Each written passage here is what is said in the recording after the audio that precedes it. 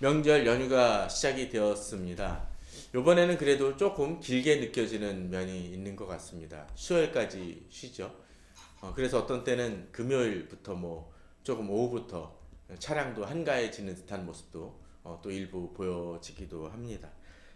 또 어떤 면에서는 그 이 오미크론으로 인해서 어디를 가시지 않게 되는 분들도 있어서 조금 더 친척집이나 어디 방문하지 않고 또 이렇게 좀 쉴 수 있는 그런 시간을 가지게 되시는 분들도 있을 것이라고 생각이 되어집니다. 그런데 이 설 연휴 기간에 저희들이 이제 떡국도 먹고 그러지만 또 한 가지 많이 어, 이 오미크론으로 인해서 제일 좀 불편함을 겪거나 아쉬워하는 하나가 있을 수 있을 것 같습니다. 뭐가 있을까요? 자녀들 같은 경우는 이제 세배하기가 어려운 부분들이 있을 것입니다. 뭐 이미 줌이나 뭐 그런 거로 하시는 분들도 있을지는 모르겠지만 이 직접 이걸 핑계로 인해서 또 안 받아도 돼라고 하면은 그 친척들도 있을 것 같아서 갑자기 아이들의 수입원이 줄어드는 경우도 있을 것입니다. 그런데 아주 어린 애들 보게 되면 설 때 이제 세배할 때 어떻게 합니까? 그냥 어, 이렇게 숫기가 없는 애들은 그냥 고개만 팍 숙이고서는 한번 엎드렸다가 일어나면서 새해 복 많이 받으세요. 그 얘기도 제대로 못하는 아이들도 있습니다. 그렇지만 이 세뱃돈이나 그런 어떤 그런 거와 더불어 가장 중요한 것 중에 하나는 아마 덕담일 것 같습니다. 어, 설 때는 좀 덜하긴 하지만 또 이런 세배를 통해서 정말 어르신들한테 감사함을 표하기도 하고 방문하는 것 자체가요. 그렇게 해서 담소를 나누기도 합니다. 또 물론 그리스도인들은 제사를 안 드리긴 하지만 제사를 드리는 것도 어떤 면에서는 어르신들, 옛 조상들한테 감사를 표하는 부분일 것입니다. 우리 성도님들은 이 제사는 드리지 않고 또 세배를 어떤 때는 못 드린다 할지라도 주변에 감사를 표하고 싶은 분들이 있습니까? 좀 아주 뭐 값비싼 선물은 아니더라도 작은 선물로라도 이렇게 주변에 어렵고 감사한 분들한테 그렇게 선물을 드리는 것도 중요할 것 같습니다. 또는 전화로라도 그러는 것도 필요하겠죠. 또 그런 분들을 기억하고 기도하는 것도 중요할 부분일 것입니다. 또 우리들이 이렇게 살아가는 데 있어서 설 명절을 맞으면서 또 떡국이라도 이렇게 먹을 수 있는 기회가 주어지고 환경이 되어지는 것도 또 저희들에게 감사할 제목 중에 하나라는 생각도 듭니다. 그런데 한번 곰곰이 생각해 보십시오. 어떤 때 내가 어느 분한테 감사합니다라고 얘기를 하려고 그러는데 윗분이라서 감사는 해야 될 것 같은데 별로 감사하지 않은 분들도 있을 수 있죠. 그죠? 또 우리들이 설 명절이나 뭐 추석 같은 때도 감사의 제목들을 생각해 보지만 감사가 잘 나오지 않을 때도 있을 것 같습니다. 사업은 힘들어지고 건강은 더 나빠지고 또 자녀들은 속을 썩이고 또 여러 가지 가족들 사이에서도 별로 사이가 좋지 않을 때 감사가 나올 수 없을 수도 있습니다. 또 여러 가지 여건이나 그런 부분들이 제대로 해결 안 되고 어려움에 봉착했을 때도 감사는 나오지 않을 수 있습니다. 그런데 곰곰이 생각해 보게 되면 결국 감사하지 못하는 많은 이유 중에 하나는 우리들에게 여유가 없기 때문일 수도 있습니다. 특별히 저희들이 지금 이 설교 시리즈로 나아가고 있는 IBP 교재를 통해서 나아가고 있는 이 분주함이란 제목처럼 우리가 분주하고 여유가 없고 마음이 급하기 때문에 감사라는 것이 나오지 않을 수 있습니다. 분주한 사람들은 어떻습니까?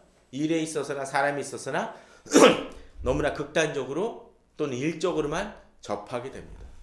그 속에서는 땡큐 또는 감사해요, 고맙습니다라는 얘기를 할지 모르지만 그 말에 무엇이 빠졌습니까? 진정성이 없게 될 것입니다. 오늘 본문에 빌립보서 4장 4절에서 9절에 보게 되면 이제 특별히 감사, 기뻐하라는 얘기를 합니다. 기뻐한다는 건 뭡니까? 지금 내 환경 속에서 하나님이 주신 은혜로 인해서 내게 평안과 감사할 제목이 많기 때문에 기뻐할 것을 이야기한다는 것이죠. 자, 그런데 특별히 본문 속에서는 기뻐하는데 어떻게 해야 합니까? 항상 기뻐하라고 되어 있습니다. 이 말씀 이해가 가십니까? 사실은 항상 기뻐. 가끔 기뻐하는 것은 있을 수 있지만 항상 기뻐하는 것은 쉽지 않을 것입니다. 제가 보았던 이 원서 IBP 성경 공부 교재에 보면은 그런 얘기가 나옵니다. 이 교재를 쓴 분이 그 나이든 어느 할머니 아는 분을 이 호스피스 거의 시점이 되어져서 이제 인생이 끝날 때쯤 돼서 돌봐드려야 될 상황이 되었다고 합니다. 그렇게 돌봐드리는데 이분이 감사하다는 말을 아주 그냥 입안에 달고 사신다는 거. 땡큐, 땡큐, 땡큐. 어느 정도냐면 이 간병하시는 분이 도와줘서 요쪽에서 이제 예를 들면 화장실까지 갈 때, 침실에서 화장실까지 갈 때 그 몇 걸음 안 되지 않습니까? 근데 그 걸음 걸을 때마저도 한 걸음 뛸 때마다 감사해요, 감사해요, 감사해요 라고 하면서 나아갔다고 합니다. 과연 그게 쉬운 일일까요? 이분 같은 상황 속에서는 곧 이제 죽음이 앞에 두고 있고 혼자서 몸을 제대로 가누기 힘들 정도로 어렵고 힘들지만 이런 상황 속에서 감사라는 말을 하는 것은 사실 참 잘 이해가 안 될지도 모릅니다. 그러나 이분은 그렇게 행합니다. 이것이 단순히 그저 그냥 형식적인 말은 아니었을 것입니다. 오늘 본문도 주 안에서 항상 기뻐하라고 얘기합니다. 우리가 어떻게 기뻐할 수 있는 근거가 무엇인지를 생각해 봐야 된다는 거죠. 말로는 그럴 수 있을지 모릅니다. 아주 일상적인 사람들이 있죠. 감사합니다, 감사합니다. 뭐만 하면 감사합니다라고 얘기를 합니다. 근데 그 말 속에 그 사람을 자세히 들여다보게 되면 진정성이 없는 경우들이 있습니다. 오늘 본문은 그러한 감사, 말로만 하는 감사를 이야기하는 것이 아닙니다. 특별히 바울은 뭐라고 얘기합니까? 항상 기뻐하라 다음에 내가 다시 말하노니 기뻐하라고 되어 있습니다. 그것은 무엇을 의미할까요? 이 기뻐하라는 것이 결코 가벼운 문제가 아님을 이야기하고 있다라는 것입니다. 특별히 오늘 본문은 이 항상 기뻐하라는 것을 뭐라고 얘기합니까? 주 안에서라고 되어 있습니다. 우리가 형식적으로나 어떤 의미에서 내가 좀 긍정적으로 생각해 나는 감사해요 라고 이야기하고 나는 즐거워요 라고 이야기하는 사람들이 우리 주변에는 종종 있습니다. 뭐 그런 것들도 있죠. 자기 삶을 긍정적으로 하기 위해서 뭐 하는 겁니까? 뭐 박수 치는 것도 있고 웃는 연습도 했습니다. 자 웃음 삼창 하면서 뭐 그런 것들도 있습니다. 그런 것들이 나쁜 것은 아니지만 또 그걸 통해서 어느 정도 내 자신이 긍정적으로 하는 것이 되어질 수 있을지 모르지만 어떤 때 내 마음속에 어떤 것도 해결되어지지 않고 내 마음속에는 쓴뿌리가 있지만 그저 겉으로만 웃음을 지은다고 해서 예를 들면 깨어진 부부관계가 해결되어집니까? 동료관계가 헤어집니까? 나의 경제적인 문제가 해결되어집니까? 그건 아니라는 것입니다. 그러나 내 힘으로는 어쩔 수 없는 많은 문제들이 나에게 산적해 있음으로 인해서 세상은 그 속에서 감사할 수 없어서 절박하고 또 남에 대해서 비판하고 비난도 하지만 오늘 본문은 우리 그리스도인이라면 이 감사가 이 기뻐함의 진정성이 있을 수 있음을 이야기해 줍니다. 왜? 주 안에서기 때문에 그렇습니다. 이 세상 모든 만물을 지으시고 나를 구원하신 하나님, 특별히 예수 그리스도께서 하나님이심에도 불구하고 이 세상에 사람으로 오시고 30년을 기다리셔서 그 공생애의 삶을 사셨지만 곧 십자가에 달려 죽으시기까지 우리를 사랑하시고 우리를 구원하시기에 힘쓰신 그 길을 열으신 예수 그리스도로 인해서 이제 하나님의 심판을 받을 수밖에 없는 우리가 어떻게 됩니까? 이제 생명과 영생을 누리게 되었다는 놀라운 반전, 역전을, 은혜를 하나님이 우리에게 주셨기 때문에 이제 우리의 삶은 세상과는 다르다라는 것입니다. 그런 측면에서 우리는 주 안에서 항상 기뻐할 수 있어야 됩니다. 예를 들자면 그렇습니다. 어느 사형수가 죽을 수밖에 없고 이제 곧 사형을 받게 됐는데 전기의자에 앉아서 이제 스위치만 누르면 곧 죽게 되었는데 갑자기 대통령 특사가 와서 저 사람을 죄는 중하지만 다시 살 수 있는 기회를 부여하겠습니다 라면서 사면을 시켰다고 쳐봅시다.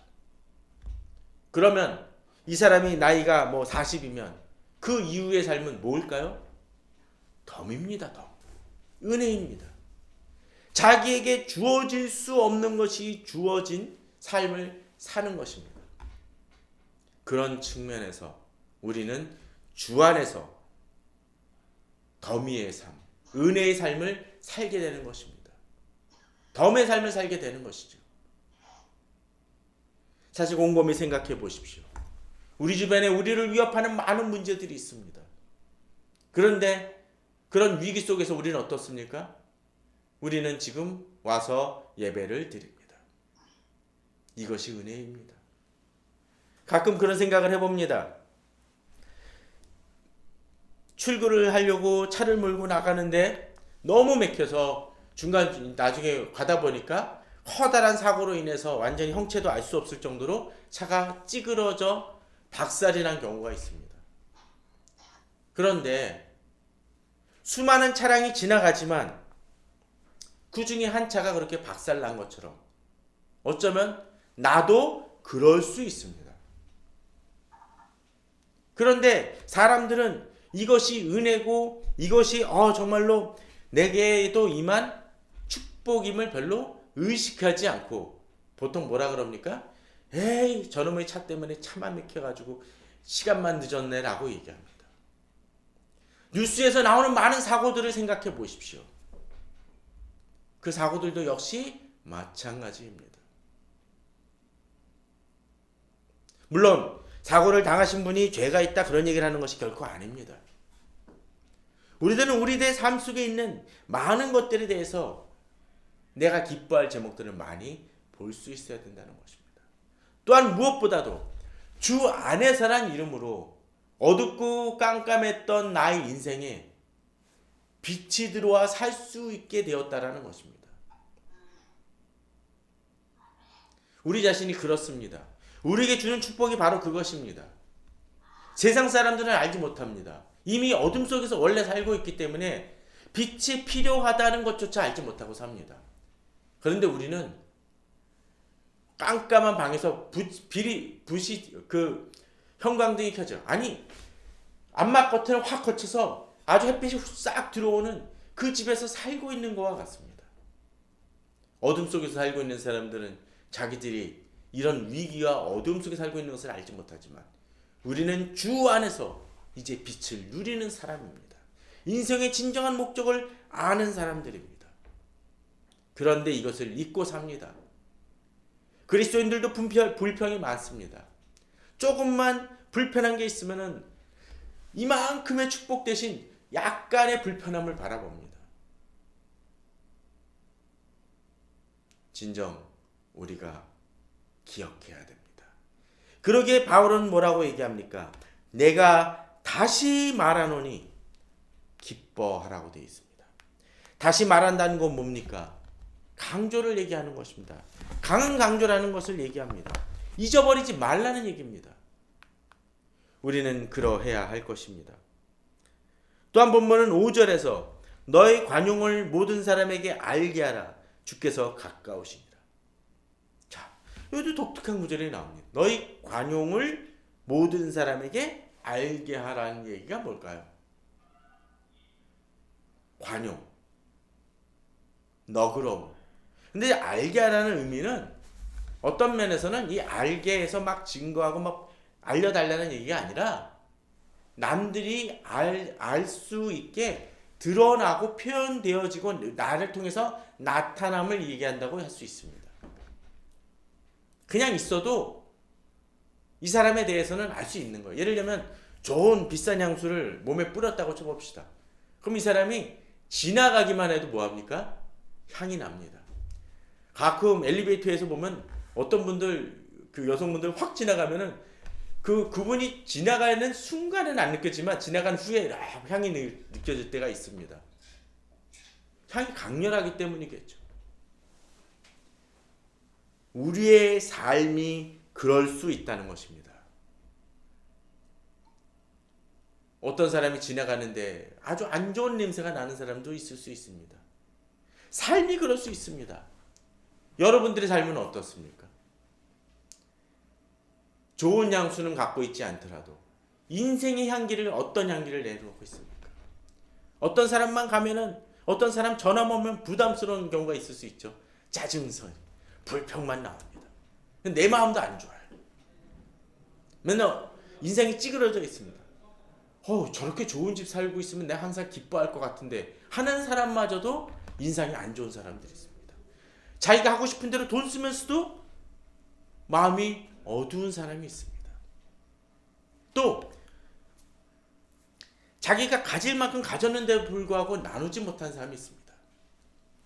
얼마 전에 어느 분이 그러더라고요. 좋은 그 교회 관련은 아니긴 하지만 어느 교회에서 안수 집사를나 임직자를 세우면서 교회 열심히 일하시고 또 뭐 교회 여러 가지 행사도 그 임직을 위한 행사를 한다고 일정한 금액을 하자라고 자발적으로 결의를 했다고 합니다. 그런데 제가 아는 어느 분이 고민이 생기기 시작을 했습니다. 이게 이렇게 하는 게 억지로 내고 비자발적으로 그냥 무슨 집사를 하기 때문에 돈 내야 되는 것 같아서 좀 불편했다고 합니다. 근데 이분은 여유가 있었대요. 근데 또 그 금액이 그래도 크지 않아서 그냥 감수를 하고 내기로 했다고 합니다. 그런데 같이 된 사람 중에 같은 구역에 한 분이 너무나 어렵게 사는 분인데 신앙이 좋은 분이 계시더래요. 이분이 어떻게 했을까요? 그분 것까지 자신이 자발적으로 찾아가서 이거 하나님이 제게 집사님께 드리라고 말씀하시더라고 하면서 그 금액을 자신 것만이 아니라 그분 것도 드렸다고 합니다. 이분이 이렇게 할 수 있는 이유가 무엇일까요? 바로 오늘 본문에서 나타나는 관용이라는 부분일 것입니다. 관용이 생길 수 있는 이유가 무엇일까요? 바로 우리들이 이야기하는 분주함에서 너무나 급박하게 살아가고 마음에 여유가 없는 사람은 어떻습니까? 이것이 없으면 내가 살 수 없을 것 같아. 그러나 진정 마음에 너그러움이 있고 내가 받은 것이 은혜이고 축복임을 알고 내 인생 자체가 덤의 인생을 살고 있고 은혜의 인생을 살고 있는 사람이라면 지금 자기가 가지고 있는 것을 나눌 수 있는 마음이 생깁니다. 저는 그러한 마음을 우리 성도님들이 갖기를 바랍니다. 너희 관용은 너그러움이고 여유입니다. 자비입니다. 그런데 본문은 이것을 알게 하라, 나타날 수 있게 하는데 뭐라고 얘기합니까? 모든 사람에게입니다. 모든 사람에게는 뭐가 될까요? 그리스도인들만 아니라는 것이죠. 그리스도인 아닌 사람들에게도 알릴 수 있도록 나타낼 수 있는 삶을 살라는 것입니다. 생각해 보십시오. 아까 얘기했던 것처럼 그 고급 향수를 어느 사람이 뿌렸는데 집안에서는 나는데 회사 가면 안 날 수 있을까요? 그럴 수 없을 것입니다. 그리스도인들도 마찬가지입니다. 성숙한 그리스도인인, 영적인 그리스도인, 그런 사람들이 교회에서만 친절하고 또 정말로 사랑이 넘치는 사람인데, 사랑의 모습을 보이고 있는데, 회사 가서는 짜증만 내고 자기 이속만 차리고 부정을 저지르는 사람이 있다라면, 과연 이 사람의 나타내는 그리스도의 향기는 어떤 문제를 지니고 있는 것일까요? 결국 그런 모습을 보이는 사람은 가식이 지나지 않을까요? 진정으로 그리스도의 향기를 나타내는 사람은 길거리를 걸으면서도, 일반적인 생활을 하면서도 그리스도의 향기를 나타낼 수 있어야 될 것입니다. 바로 우리 관용을 나타낼 수 있는 사람입니다. 근데 그런 사람이 뭐라고 어떻게 얘기합니까? 주께서 가까우신이라고 얘기합니다. 마치 천국이 가까웠다는 것입니다. 또 이 관용을 알게 하라는 얘기는 누가 보고 계시다는 겁니까? 주께서 가까운 데서 보신다는 거예요. 가끔 그런 분들 있죠? 막 누구 뒷담화를 하는데 뒤에 그 사람이 있는 경우 있죠. 얼마나 민망합니까? 주님이 보고 계십니다. 어느 사람이 편의점에서 뭘 훔치는데 CCTV 앞에서 훔치는 사람 있습니까? 없습니다. 왜요? 지켜보고 있기 때문이죠. 하나님이 나를 감시하신다는 것이 아니라 하나님이 언제나 나의 곁에서 나와 함께 계시다는 것을 알아야 된다는 것입니다. 자, 그런 사람들은, 이제 그렇게 기뻐하며 하는 사람들은 삶의 태도와 바라보는 관점이 다릅니다. 6절에서 우리들이 너무 잘 아는 구절, 아무것도 염려하지 말고 다만 모든 일에 기도와 간구로 너희 구할 것을 감사함으로 하나님께 아뢰라고 되어 있습니다. 분주한 사람들은 뭔가 하나님께 기도할 때도 아주 그냥 각박합니다. 주시옵소서, 이거 안 주면 저 죽습니다. 막 그렇게만 기도합니다. 그런데 오늘 기도는 어떻습니까? 염려하지 말라고 되어 있습니다. 하나님이 나를 책임져 주시는 걸 알기 때문에 염려하지 말라고 되어 있습니다. 우리에게 필요한 건 뭡니까? 그냥 염려하지만 말리는 것이 아니라 기도하고 간구하라는 것이죠. 근데 기도와 간구할 때도 아주 마음이 불안해서 간구하는 사람이 있습니다. 본문은 뭐라고 되어 있습니까? 너희 구할 것을 감사함으로 하나님께 하라고 되어 있습니다. 구할 것을 감사함으로. 아니, 지금 응답 받았습니까? 아직 응답 받기 전입니다. 구할 것입니다. 구할 것. 구하여 받은 것이 아닙니다. 구할 것임에도 불구하고 뭐예요? 감사합니다. 이 얘기는 뭡니까? 아직 받지도 않는데 어떻게 감사해요? 이게 확신입니다. 나의 기도를 하나님이 응답해 주실 것을 믿었기 때문에 감사합니다. 그런 경우 있죠. 어느 사람이 그러잖아요. 가끔가다 이렇게 아주 절치는 경우는 뭐든 부탁해 라고 얘기를 해요. 그 사람은 힘도 있고 능력도 있고 지혜도 있습니다. 또 가진 것도 있어서 내가 요청만 하면 다 줄 수 있는 어떤 사람이 있다고 쳐봅시다. 그럴 때 너무나 절친이고 너무나 편하게 얘기할 수 있으니까, 야, 나 지금 오늘 나 저기 뭐가 필요한데, 또는 이렇게 한우 고기가 좀 필요한데 나한테 좀 줄 수 있어? 라고 이야기를 하고, 이 친구가 너무 절치니까 뭐라고 얘기합니까? 그래? 하여튼 이거 부탁할게. 고마워. 라고 얘기하죠. 너 이거 운전 나 대신 좀 해줄래? 고마워. 라고 얘기합니다. 운전도 안 해줬는데, 물건도 받기 전인데. 왜요? 믿음이 있기 때문이죠. 그런데 하나님에 대해서는 이런 믿음이 없는 경우들이 있습니다.